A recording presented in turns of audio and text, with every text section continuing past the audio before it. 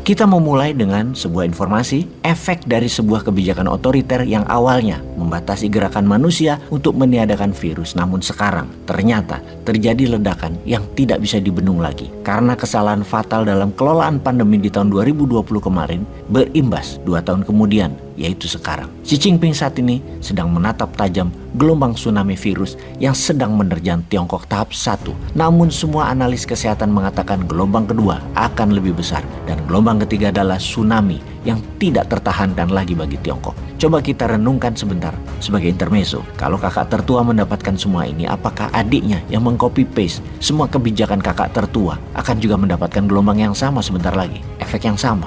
Kita diskusikan bersama informasi ini. Kembali ke tsunami virus. Siapa yang mengatakan Tiongkok akan mendapatkan 3 gelombang serangan tersebut? Yang pasti bukan WHO, lembaga multilateral yang pejabatnya sering main kayu dengan kepentingan globalis, yang sering main dengan Big Pharma, yang sering main dengan produsen makanan dan minuman, yang sering mengatakan hal baik pada produk yang tidak baik, misalnya mengandung gula tinggi dikatakan untuk energi. Pastinya juga bukan FDA-nya Amerika, pastinya juga bukan ahli dari luar Tiongkok, bukan dari lembaga-lembaga semacam begitu. Yang mengatakan adalah pejabat kesehatan Tiongkok sendiri. Dia adalah Wu Zhongyao, Chief Epidemiologisnya Tiongkok, atau Anthony Fauci-nya Tiongkok lah kira-kira. Wu Zhongyao lah yang memprediksi gelombang tsunami virus Wuhan ini akan terjadi di Tiongkok sebentar lagi. Pertanyaannya adalah, pernyataan resmi pemerintah administratifnya Xi Jinping itu, dia mengatakan bahwa gelombang pertama sudah hadir di Tiongkok yang akan berkurang efek keterpaparannya di pertengahan Januari 2023. Gelombang kedua akan hadir diperkirakan antara pertengahan Januari hingga pertengahan Februari 2023 berbarengan dengan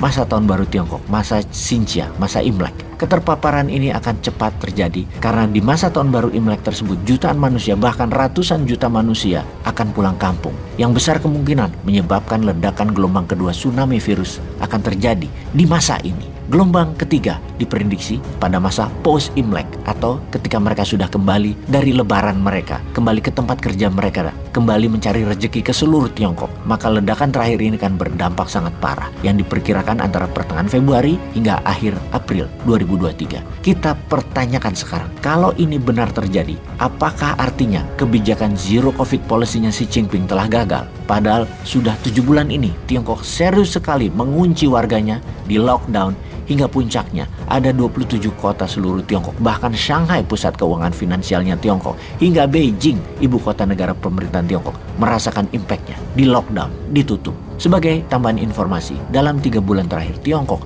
sudah membangun banyak tempat isolasi dan menambah lebih 120.000 tempat tidur pasien baru. Ada apa dengan ini semua? Bukan hanya 3 gelombang tsunami virus yang akan dihadapi Tiongkok dalam prediksi Wu Zhongyao, namun angka keterpaparan akan mencapai 60% populasi Tiongkok dan diperkirakan akan membunuh 1 juta penduduk Tiongkok. Sungguh perkiraan ini adalah sebuah jumlah yang mengerikan, sangat menakutkan. Dalam sebuah video baru-baru ini yang dirilis dari Hong Kong, maka bisa dilihat banyak sekali penduduk yang panik menyetok kebutuhan pangan, obat-obatan seperti vitamin, painkiller, dan jamu-jamuan Tiongkok. Penduduk saling berebutan di pasar dan toko obat.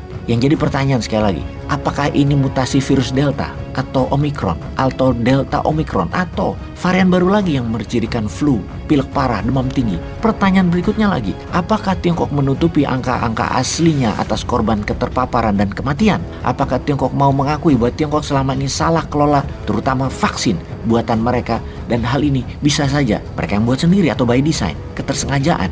Atau bisa juga semua ini adalah bagian dari strategi mengeksekusi lawan politik, agenda politik Xi Jinping yang ingin berkuasa lama, juga agar jabatan ketiganya kali ini aman tanpa halangan. Hal ini bisa merupakan strategi penguasaan politik dalam negeri yang akan membuat Xi Jinping ibarat Julius Caesar baru, bagian dari sejarah merubah Romawi menjadi kembali ke bentuk kerajaan.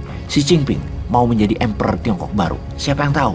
Atau memang ada virus, memang salah kelolaan vaksinnya, dan memang kena karma atas kecipratan muka sendiri karena air di dulangnya sendiri, namun dimanfaatkan untuk menarget lawan politik sekalian.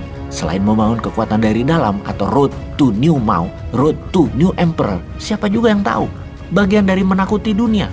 Gue lepas nih virus ke seluruh dunia kalau titik-titik-titik. Nah, ini juga ancaman buat dunia.